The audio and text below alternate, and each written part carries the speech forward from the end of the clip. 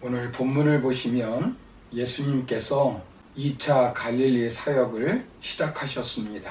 예수님은 많은 어려움과 고통이 있는 가운데서도 그 모든 것을 극복하시고 메시아적 사역을 감당하시는 것을 우리에게 보여주고 있습니다.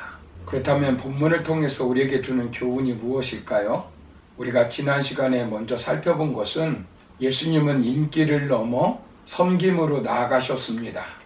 두 번째는 예수님은 오해를 넘어 하나님의 뜻을 성취하셨습니다. 오늘 마지막으로 살펴볼 것은 예수님은 매도를 넘어 사탄을 제어하셨습니다. 사람들이 적대 세력을 제거하는 방법으로 사용하는 것이 매도입니다. 정치인들이 정적을 제거할 때 흔히 써먹는 방법입니다. 이처럼 바리새인들도 궁중 심리를 이용하여 예수님을 죽이려고 하였습니다. 당시 서기관들은 최고의 지식인들이기 때문에 궁중 심리를 이용할 줄 아는 자들입니다.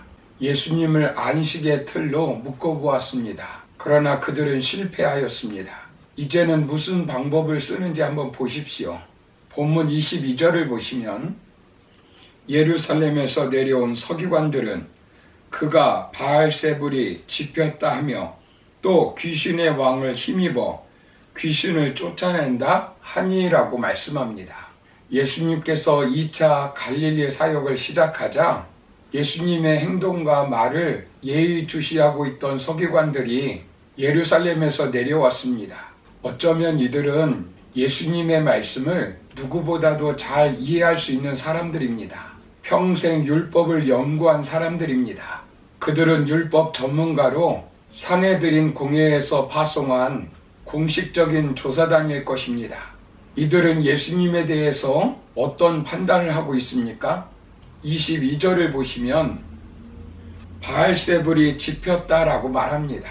바알세불은 귀신의 왕을 말합니다. 귀신의 왕을 힘입어 귀신을 내어 쫓는다고 말합니다.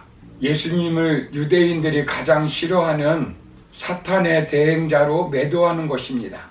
얼마 전에 가버나움에서 예수님께서 귀신 들린 자를 고치신 일이 있었는데 그 일로 인해서 많은 사람들이 예수님을 따르게 되었습니다. 그래서 예수님을 귀신 들린 자로 몰아가고 있는 것입니다.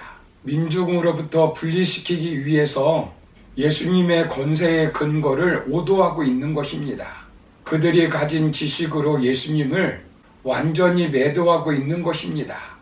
예수님의 특별한 능력을 부인할 수 없으니까 예수님은 정상인이 아니라 귀신의 왕 바알세불에게 사로잡힌 자라고 매도하고 있는 것입니다. 그들의 매도에 대해서 예수님은 어떻게 대처합니까? 아주 논리적으로 답변합니다. 본문 23절을 보시면 예수께서 그들을 불러다가 비유로 말씀하시되 사탄이 어찌 사탄을 쫓아낼 수 있느냐라고 말씀합니다. 너희들이 나를 사탄이라고 말한다면 사탄이 어떻게 사탄을 쫓아낼 수 있겠느냐는 것입니다. 26절을 보시면 사탄이 분쟁하면 스스로 망할 뿐이라고 말씀합니다. 그러면서 두 가지 비유로 말씀합니다. 첫째는 나라 비유이고 둘째는 집 비유입니다.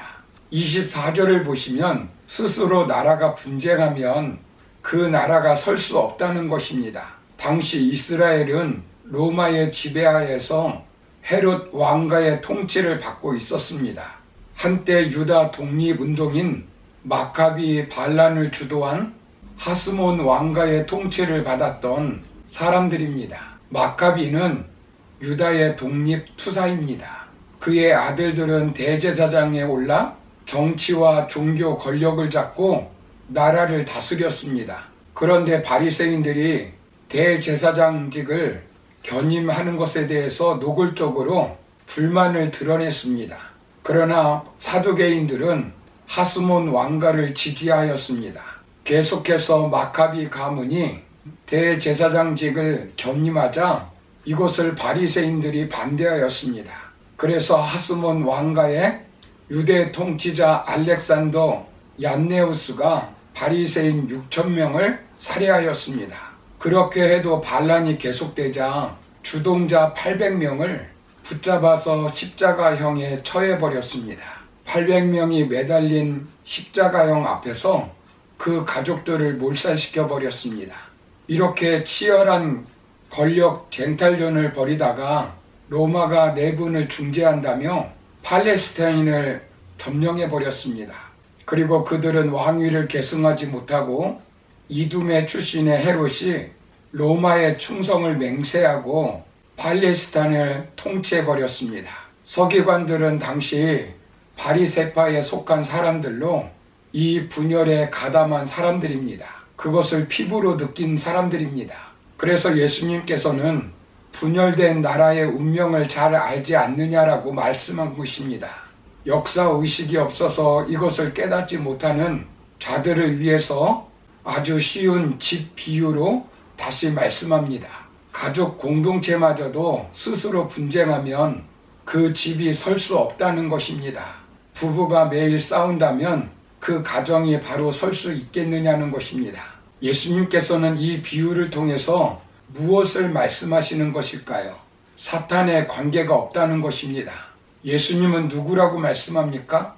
본문 27절을 보시면 사람이 먼저 강한 자를 결박하지 않고는 그 강한 자의 집에 들어가 세간을 강탈하지 못하리니 결박한 후에야 그 집을 강탈하리라 라고 말씀합니다.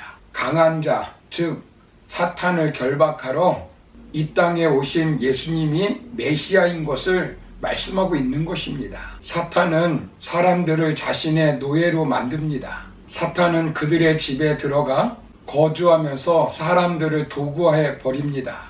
그 사탄의 세력을 무너뜨리고 해방시키기 위해서는 더 강한 자가 있어야 되는데 바로 그분이 예수님이라는 것입니다. 이렇게 예수님에 대해서 소개하신 후 예수님은 예수님을 매도하고 있는 그들의 본질적인 죄에 대해서 말씀합니다. 28절부터 30절을 보시면 예수님은 너희들이 짓고 있는 죄가 성령 해방죄라고 경고하십니다. 그들은 성령을 모독하고 성령 사역을 거역하고 있다는 말입니다. 예수님께서 성령의 능력으로 구원 사역을 수행하고 있다는 것을 그들이 알면서도 비난하고 거부하는 행위는 예수님께서 성령 회방죄를 짓고 있다는 것입니다. 서기관들은 의도적으로 성령을 모독함으로 구원을 거부하고 있는 것입니다. 사랑하는 성도 여러분, 예수님은 사탄의 능력을 파괴하기 위해서 이 땅에 오신 분이십니다. 사탄의 지배를 받고 있는 사람들을 해방시키기 위해서 이 땅에 오신 것입니다. 예수님은 매도하는 세력에 무릎 꿇지 않았습니다. 사탄의 권세를 깨뜨리고 죽음에서 부활하셔서 우리를 죽음의 노예로부터 해방시켜 주셨고 우리를 죄의 노예로부터 자유를 주셨습니다. 그러므로 우리도 예수님처럼 매도 앞에서 나약하지 않고 당당히 하나님이 주신 사역을 감당하며 살아가는 저와 여러분의 삶이 되기를 주님의 이름으로 축원합니다. 감사합니다.